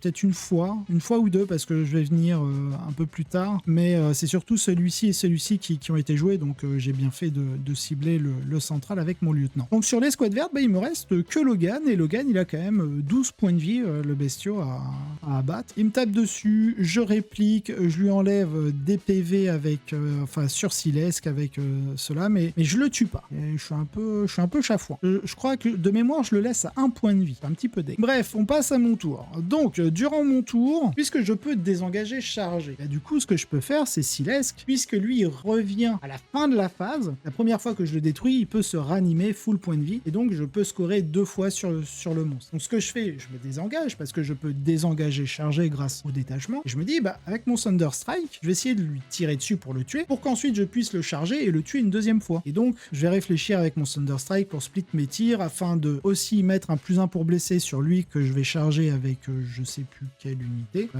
Non, je vais lui mettre, ouais voilà, je lui mets en fait le serment de l'instant, je vais mettre un +1 pour blesser dessus, pour tirer avec mes 2 Whirlwind dessus et le détruire au tir. Comme ça, eux, quand ils vont charger après sa réanimation, je vais le charger et je vais le tuer aussi. Avec Logan, j'essaie de charger ici ensuite pour le détruire, et ici, je vais essayer de détruire ici, donc ça me fait 1, 2, 3, 4, 5, alors ça fait 1, 2, 3, donc ça fait 3 x 3, 9 et 4, 13, ouais, le but c'est de faire 13 points sur abattez-le, parce que bah, je vais détruire 3 véhicules et 2 fois un monstre. Donc voilà, l'objectif c'est ça, et de récupérer bien sûr potentiellement le contrôle de l'objet, ou en tout cas de lui interdire la possibilité de contrôler cet objectif. Donc voilà le plan de jeu. Ici je positionne mon lieutenant, parce que le but, vu que je vais le détruire, c'est de garder l'objectif avec lui, et donc je me dis, si lui il se ramène avec son gros socle, bah, j'ai envie de me positionner par rapport à sa ligne de vue pour que quand il arrive il soit à 9 pouces, et hop je passe de l'autre côté du mur là, comme ça là. Puis de l'autre côté, lui qui est venu là, bah il me voit plus, il y a le mur ici et ici, hein. Et de l'autre côté je suis à plus de 12 pouces, donc je serai tranquille. Donc voilà pourquoi je le positionne là. De l'autre côté, je bouge mon Thunder Strike ici, parce qu'en fait en restant là j'avais pas forcément une bonne ligne de vue sur Silesque, et donc ici je me mets voilà, je me mets en ligne de vue de Silesque, j'essaie d'être assez loin de lui, parce que le but c'est de lui tirer dessus et de le détruire. Donc normalement si je détruis lui et lui, je suis censé être tranquille avec mon Thunder Strike, mais c'est en oubliant qu'avec lui il va pouvoir traverser le mur et mon unité pour non oui, il traverse par là pour ensuite venir me charger par là. Bon, ça on le verra après. Donc de ce côté là, à ma phase de tir, il est à 1 point de vie, donc je vais chercher à le détruire pour ensuite le charger, puisque j'ai le désengage charge. Après ma phase de tir, donc j'ai détruit Silesque et j'ai détruit le bestiau qui était là. Là je suis prêt à le charger, à venir sur l'objectif, parce qu'en fait les veneuses qui sont derrière, hein, ici, hein, les veneuses elles sont là, elles tiennent, mais elles sont que contrôle d'objectif 1, donc 5 en contrôle d'objectif, ça veut dire que je mets 3 cavaliers loutonnaires, ils ont 2 de contrôle d'objectif chacun, et du coup je reprends l'objet sans forcément devoir les charger. Donc ça veut dire que là, je lui enlève son primaire, ici si je le détruis et que je pile une conso ici, je vais lui enlever du primaire, ici mon but c'est de le détruire pour encore lui enlever du primaire ici, donc du coup en fait il marquera que ces points là. Voilà l'objectif. l'objectif. Donc fin de phase de tir, Silesque sera ranimé, il se met à sa position, que je charge ici. Bon, l'objectif c'est de le tuer, hein. Ici, j'ai chargé le petit gars pour essayer de le détruire. Là, voilà, j'ai chargé et j'ai fait une belle charge avec eux. Et donc, je commence à m'installer sur l'objectif ici. Et bien sûr, voilà ce que ça donne globalement. Ouais, oui, j'ai pris ce screen pour que vous puissiez voir un petit peu tous les positionnements. Voilà, j'ai ramené aussi mon Predator là pour pouvoir en fait prendre des tirs durant ma phase de tir sur lui, histoire de lui enlever quelques points de vie et permettre à Logan Grimnar en fait de le détruire. Il me semble que là, à ce moment-là, il lui reste que 2 points de vie. Donc, normalement, Logan le tue, mais sait-on jamais.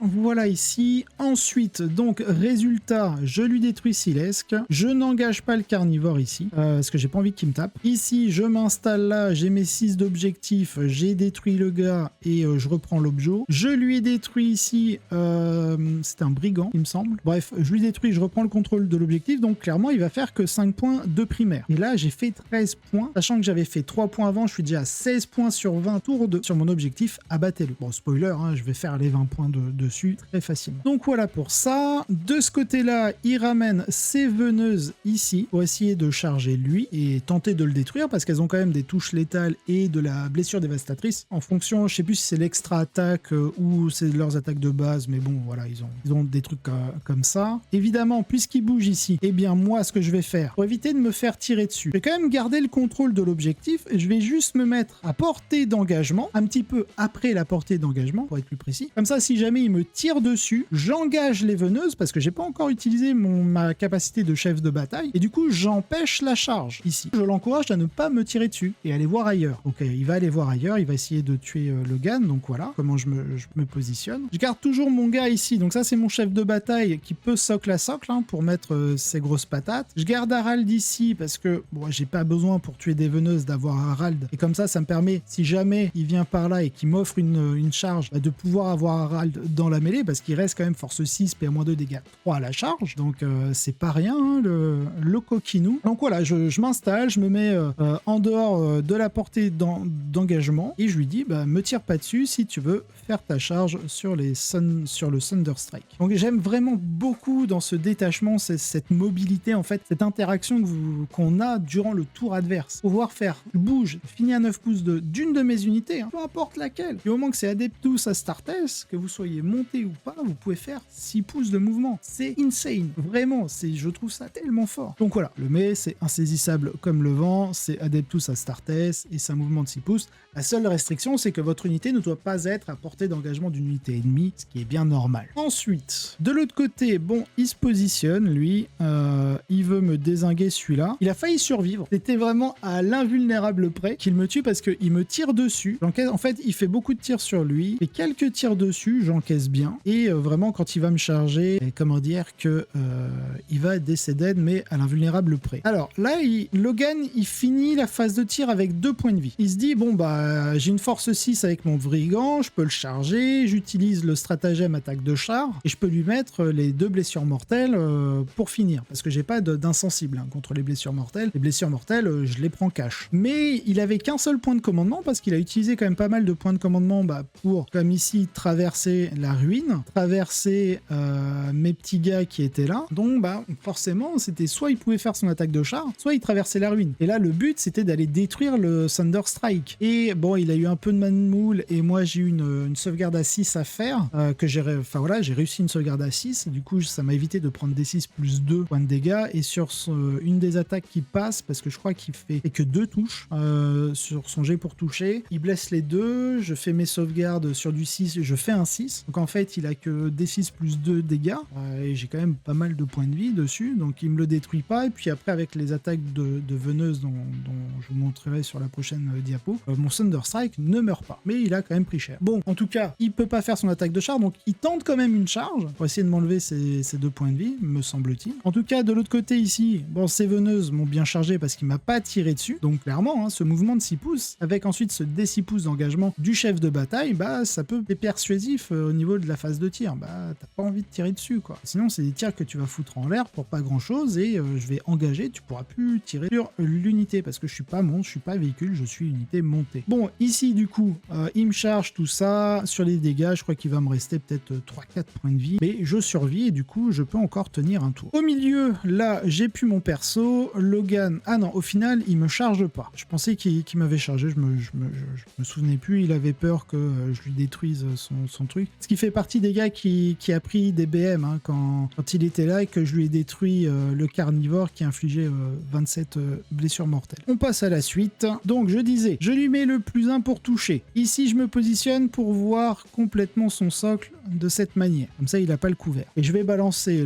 enfin s'il faut balancer le tracker, je balance le tracker, mais d'abord vu qu'on est véhicule chacun, hein, je vais lui tirer dessus pour avoir le +1 pour blesser, voilà, +1 B, avec ma superbe écriture. Je positionne aussi, je crois que c'est juste après, ouais voilà, vu que lui il est déjà positionné pour tirer là, lui je le positionne pour tirer là, donc essayez d'affaiblir celui-ci pour que quand je vais charger avec Logan, je le détruise et je regagne un point de commandement. Là vous pouvez voir mon unité blanche, donc qui est revenue sur le milieu de table, et là j'ai pas utilisé de stratagème, mais ils étaient là, ils ont fait biou. J'ai fait un très bon jet de charge, hein. J'ai fait 6, donc ils ont bougé de 16. Là vous voyez, avec la phase de tir, j'ai réussi à détruire parce que j'ai mis, il me semble, non, le serment de l'instant, je l'ai mis là pour être sûr de détruire ce carnivore parce que lui, par contre, il est full point de vie. Donc je détruis ce carnivore là, phase de mêlée, paf, la charge, tout ça. Donc j'ai tout ça qui peut taper. Donc je vais, au final, ce que je vais faire, je vais prendre juste les 5 là qui vont pouvoir taper sur lui et juste lui, vu qu'il est socle à socle de lui, qui est socle à socle de lui, taper ici, juste histoire de faire des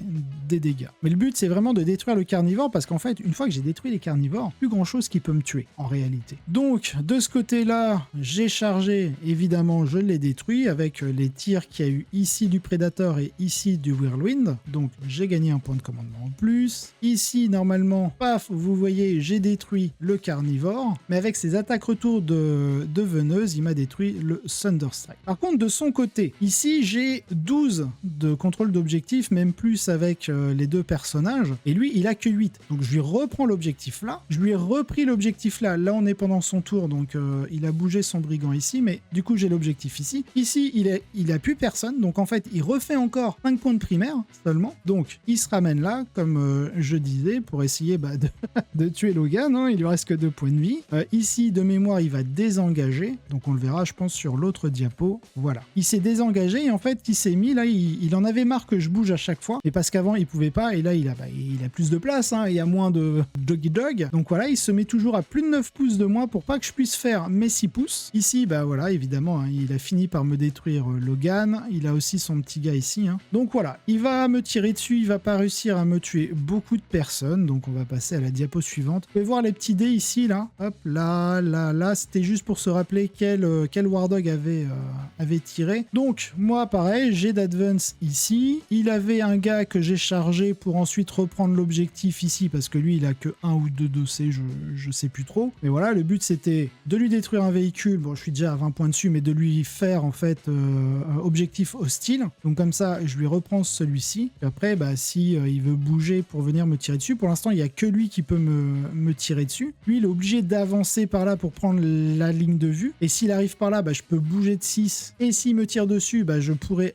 l'engager, donc là c'est à lui de voir. En fait là ce qu'il veut plus, il les envoie les deux là, il veut pas que je puisse revenir ici le charger et rescorer assaillant, donc du coup il va forcément venir par là. Donc franchement si vous suivez pas la vidéo du début à la fin quand je fais mes dessins sur la carte, c'est à n'y rien comprendre. Voilà, de ce côté là, bon bah vous voyez, il essaie de se planquer pour que je puisse arrêter de lui détruire des War Dogs, donc bon vu qu'il passe par là, je veux pas me faire tirer dessus par lui, donc hop, je passe par là. Il pourra faire ses tirs de Havoc en indirect, mais c'est pas ce qui va réussir à me tuer. Bon, il garde quand même le contrôle de cet objectif, hein, parce qu'il a 8, moi j'ai 1 avec, donc basta. Et en plus, en faisant ça, ça va me permettre un truc, c'est que vu qu'il a assassinat, il va essayer à un moment de ramener des gens à son dernier tour, parce que c'est lui le deuxième joueur, pour essayer de le tuer. Et en fait, ce que je vais faire un jet d'avance par là, pour me reculer un maximum et d'être à 12 pouces de tout le monde, et comme ça, quand il va arriver à 9 pouces, je vais pouvoir refaire un mouvement de 6 par là, et m'éloigner encore plus pour rester à plus de 12 pouces, et profiter de mon agent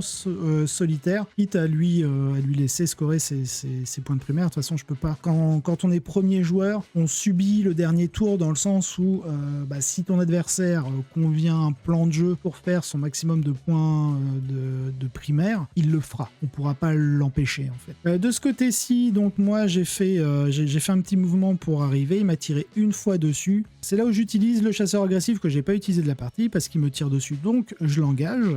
Et j'engage même les deux. Le but, c'est de me dire, ok, j'ai pas chargé, mais potentiellement, si je split, vu qu'ils sont un petit peu endommagés via les blessures mortelles, si j'arrive quand même avec un petit peu de chance via la touche fatale que j'ai tout le temps, faire suffisamment de blesses automatiques, potentiellement, s'il se foire un peu sur les sauvegardes, vu qu'il a eu une phase de tir qui était pas terrible, avec le peu de tir qu'il avait, ça se tente. Il a ramené un des deux ici. Donc il en a ramené un là, celui qui était ici derrière, il l'a ramené par là, et le deuxième, il l'a ramené ici pour aller chercher des points de primaire. À mon tour, vu que je peux désengager charge, je désengage et je viens charger le petit gars qui était là pour ensuite lui reprendre l'objectif. Dans le pire des cas, je pouvais désengager, recharger pour lui en détruire un, me mettre complètement dessus. Mais là, le but, c'est que ces deux-là, comme là on a calculé, même avec un jet d'avance à 6, ils ne pouvaient pas reprendre l'objectif. Donc le but pour moi, c'était vraiment d'aller ici, désengager, charger le gars qui était là, de le détruire pour reprendre le contrôle de l'objectif du milieu. Je remets la diapo d'avant, vous voyez, c'est de lui dont je parle.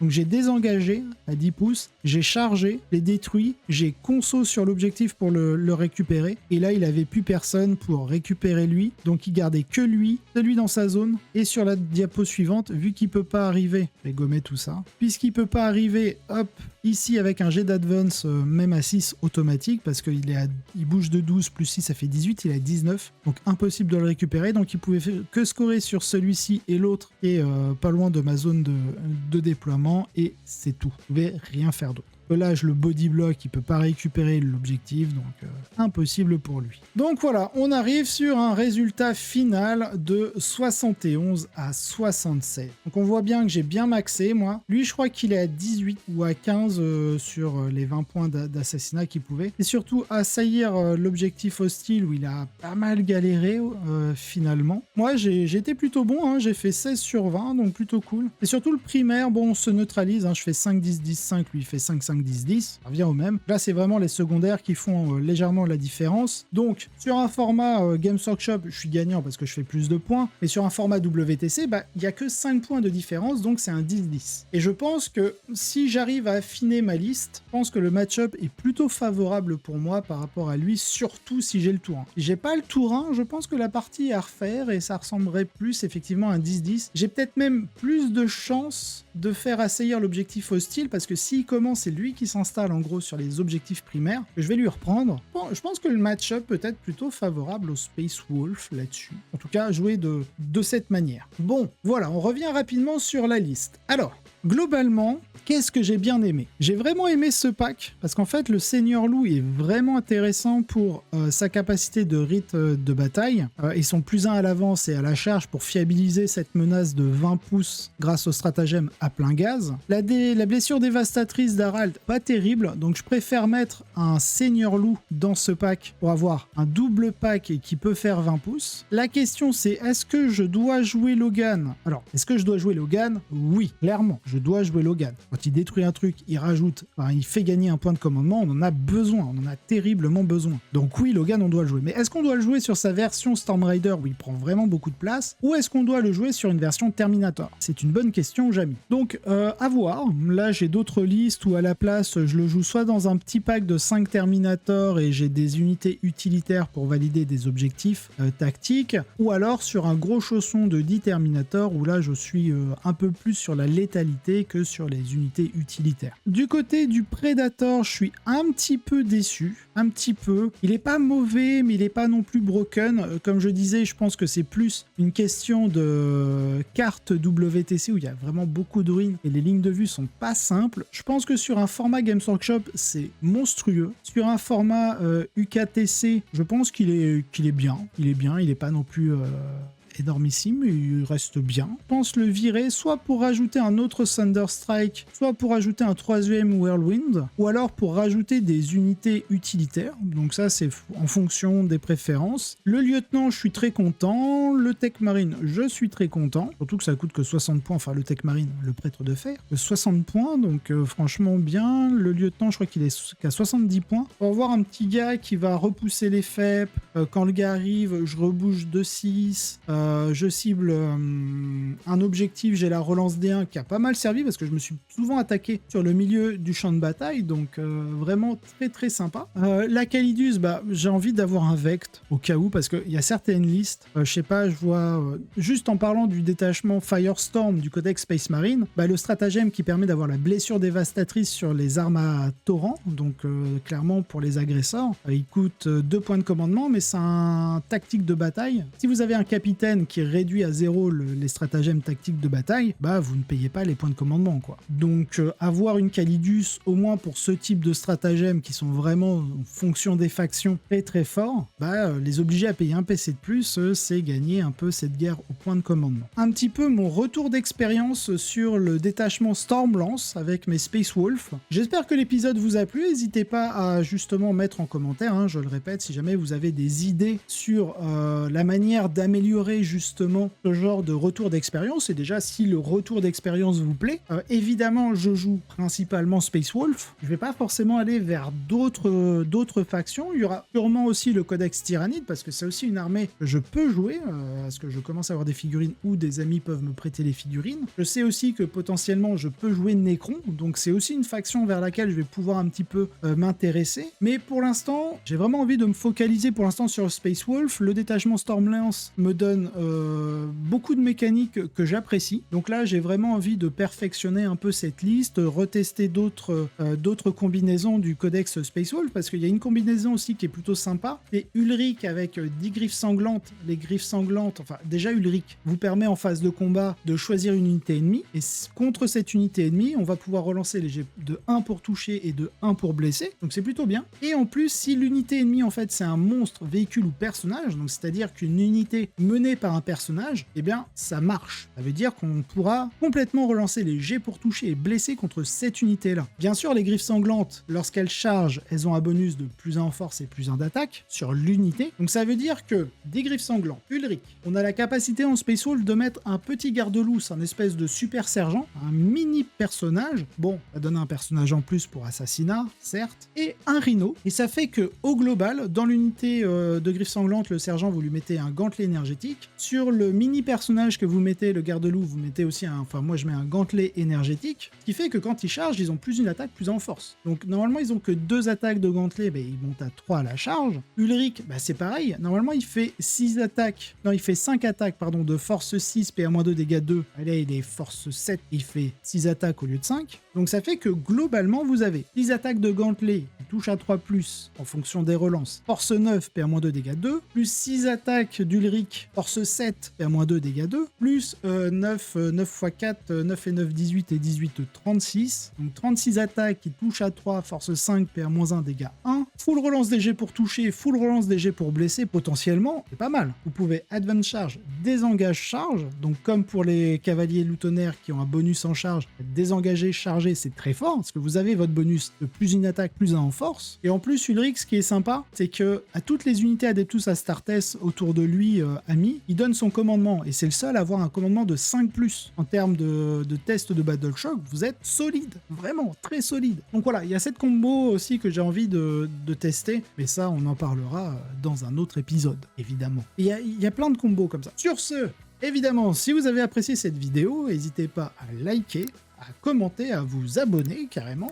Et si vous ne voulez pas rater les prochaines notifications, donc les prochaines vidéos, n'hésitez pas à activer la petite cloche. Si vous voulez acheter vos figurines, n'hésitez pas à aller sur le site de la Wargame House. En plus, il y a un petit coupon Bijance Games qui vous permet d'avoir 5% supplémentaire de réduction. Et bien sûr, Wargame House reverse 5% de vos achats à la chaîne, donc ça permet de financer la chaîne. Pareil, si vous êtes tipeur, vous avez accès aux rediffusions Twitch via un lien dédié. Si jamais vous voulez avoir les vidéos à peu près une semaine en avance et sans publicité, ou si vous voulez pas être sur Tipeee, bah, vous pouvez aller sur la chaîne Twitch et vous abonner, peu importe quel rang d'abonnement, j'ai pas mis de rang spécifique, du moment que vous êtes abonné même avec un Prime, vous avez accès à toutes les rediffusions. Sur ce, je vous souhaite un excellent Wargame.